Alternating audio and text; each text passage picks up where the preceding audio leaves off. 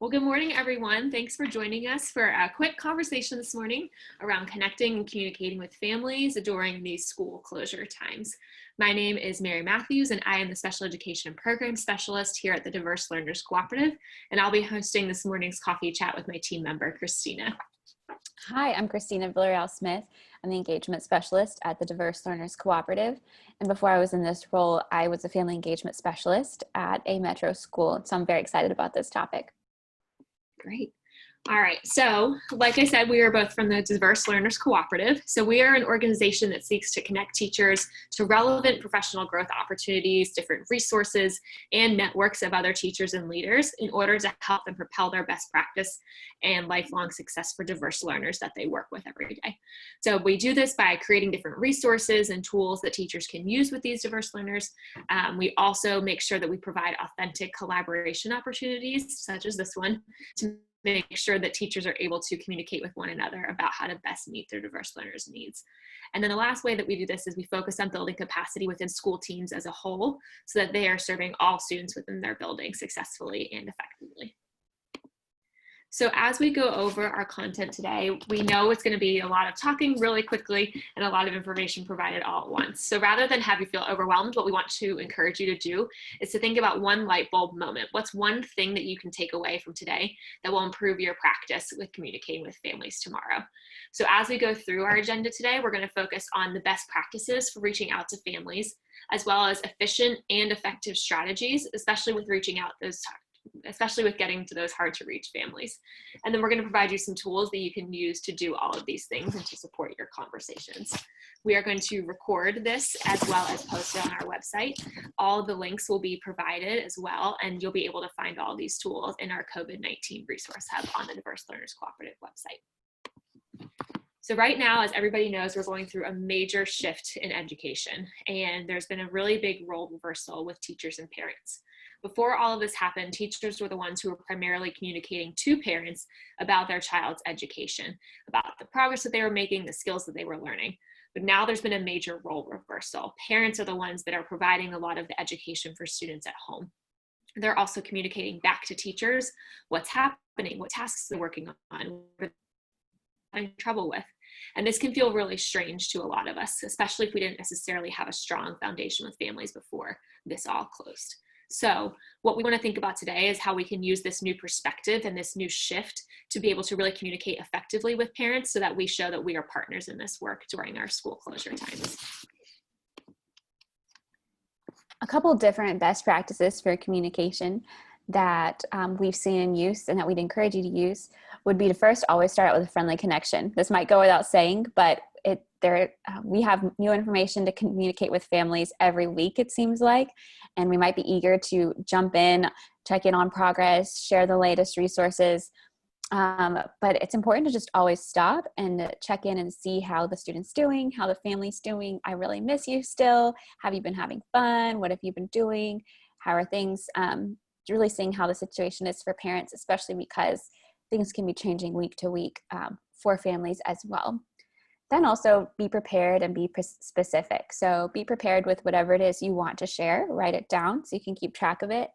And then be specific with the ways that you're asking questions and phrasing things. So instead of saying, what do you need, or do you know about resources, you could say, I'm trying to make sure that all of our families know about these 3 resources. Sometimes people have told me, I'm nervous about, sharing about a food pantry or meal distribution. I don't want families to think I'm assuming that they need help. To that, I would just say, you can have a phrase, saying something like, I'm making sure that all of our families know about the local food pantry. Let me tell you about it. It's XYZ.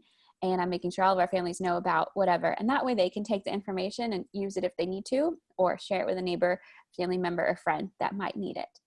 Then also, just like we have our phones and emails and texts going off at all hours of the day, families do too. And so it's important to ask for their input about how they'd like to be communicated with so that our messages don't get lost in the mix and ultimately just, get ignored. So do they have a preferred method of communication? Text, email, calls? Do they have a preferred time or day? especially because many parents are still working, whether it's inside or outside of the home, during the day or night shift. It's important to really be respectful of what is the best time to communicate, and also about expectations, if you're expecting a response back or not, or if you're just trying to share things one way or the other. So make a note of these and then implement them next time that you connect with families.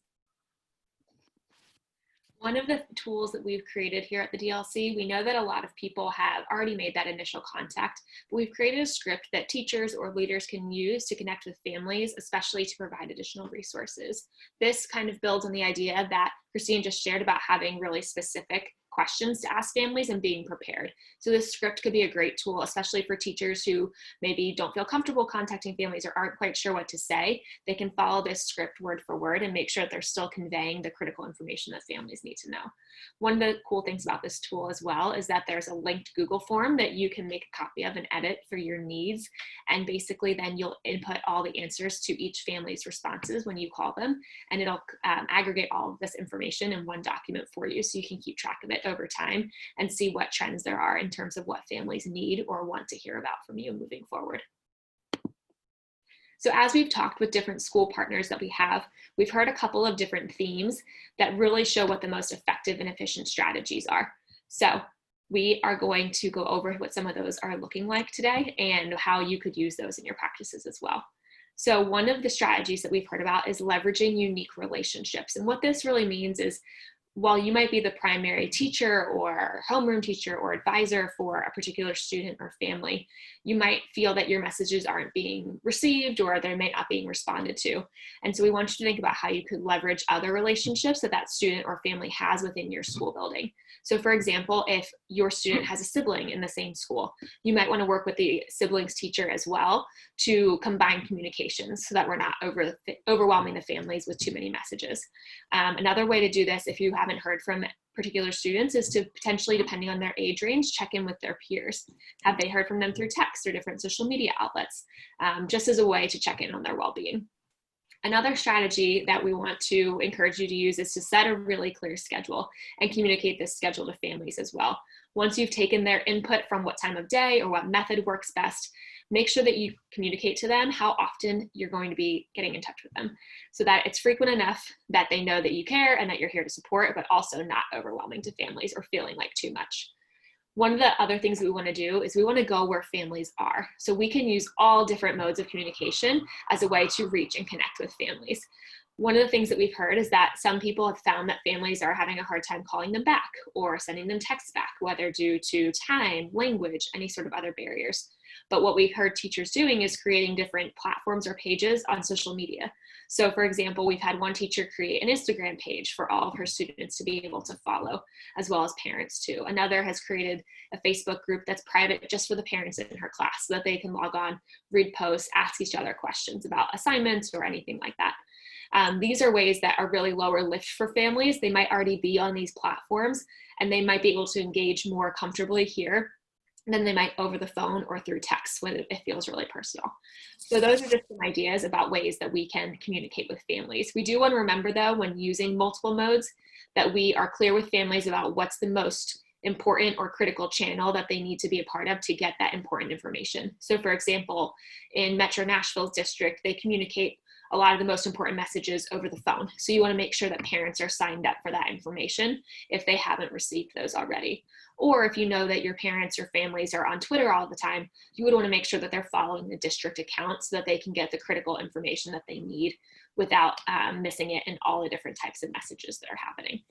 As we go through, we just want to remember to be flexible. Something that works today or that families need today is not the same as it was 2 weeks ago and might not be the same 2 weeks from now. So we want to make sure that we are being mindful of what's working with families and what's effective, but also being sure that we can change up when we need to support families best.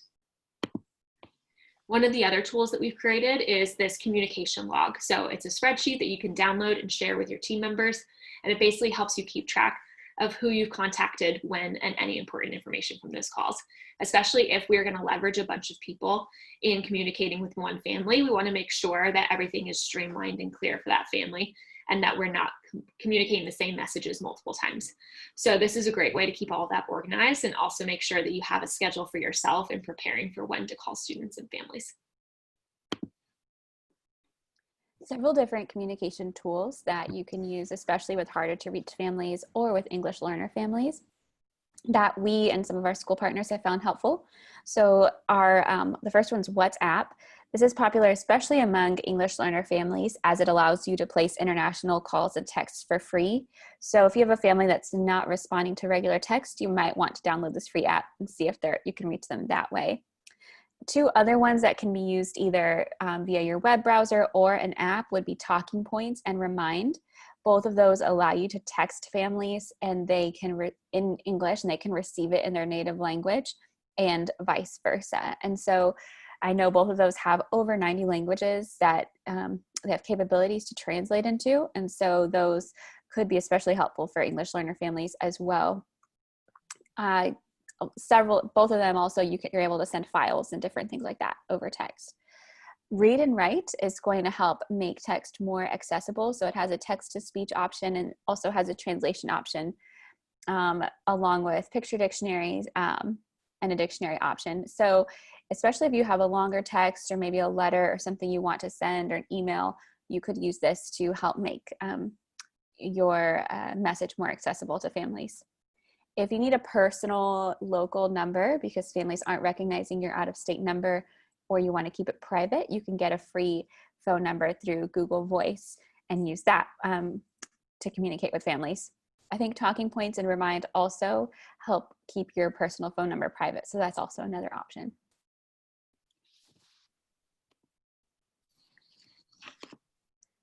So as you've heard us share all these different tips and ideas today, one of the resources that we've developed actually has these all on one page. So if you know somebody that wasn't able to attend this morning, or if you want to share this out with your whole school staff, we are able to share this resource with you. So you can go to our website to download it. It's a quick one page with all these tips and tools that are located on it.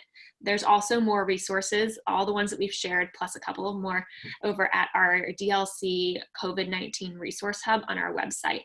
So this has all different kinds of resources for how to connect with families, how to convene your teams at school, even though you're doing it virtually, and how to deliver high quality instruction. So for all those kinds of resources, head to our website to see our resource hub. So as we wrap up our conversations today, we want to kind of refocus on why we're doing what we're doing, right? All of this is to really benefit students that we're working with and set them up for long-term success. We know that what we're doing now, while it might feel strange, is actually really helpful in building the relationships that we have with families and is helping us create a really solid foundation to use once we do go back to school. So the ways that we're communicating with families now are going to be helpful in knowing the best way to reach them later on once things might come back to our new normal. At the end of the day, we want to just make sure that our messaging is clear, that we're here to support children and students and making sure that their needs are met during this time. And we're using our communication with families to do that. So just as we move forward, we want to think again about what's that one light bulb that I can take away from today? What's the one strategy that I can use to make my communication with families more successful? We want to make sure that we're being supportive and intentional and that we're not overwhelming families during this already chaotic time. But we also want to make sure that our messaging is clear, that we're here to support our students and we're here to make sure that everybody's needs are met.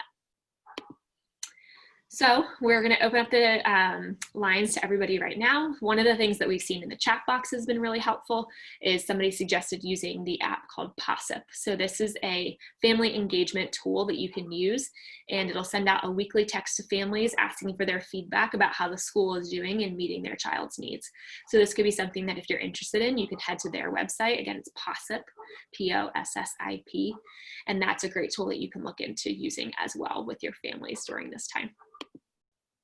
So as we wrap up today, we just want to thank you for joining us for this conversation. We've loved getting to hear different ideas from everybody, and we want to make sure that we keep connecting over the next few weeks. So One of the things that we're going to do is we're going to have another coffee chat next Wednesday morning, and this will be about providing remote behavior support. How can we support students at home in this new environment with a new schedule, and support parents in providing that support to their students as well. We'll have a couple of different behavior specialists that can speak to different strategies and tools that you can use at home. And we'll also have different types of groups that we can use to engage. So we will have some communities of practice going on as well, starting next week. There's one for special education teachers on Mondays at 1, for EL teachers Mondays at 2, and then we're going to have a special focus group for special education teachers who work with students with low incidence disabilities. And that focus group is going to happen on Tuesdays at 1 p.m. So lots of ways to get involved with us and authentically collaborate with all these other teachers and leaders that are going through the same things that you are right now. So again, we appreciate your time, and we're glad that you were able to join us for this coffee chat this morning. We'll see you next time.